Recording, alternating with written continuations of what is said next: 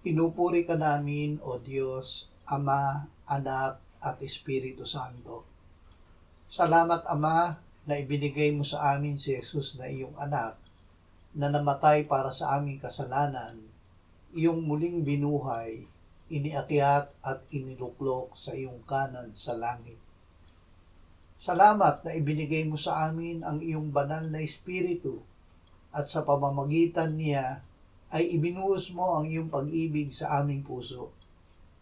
Salamat, Panginoong Yesus, na ang bawat sumampalataya sa iyo ay iyong inililigtas, pinagagaling, pinalalaya at iniingatan sa lahat ng masama.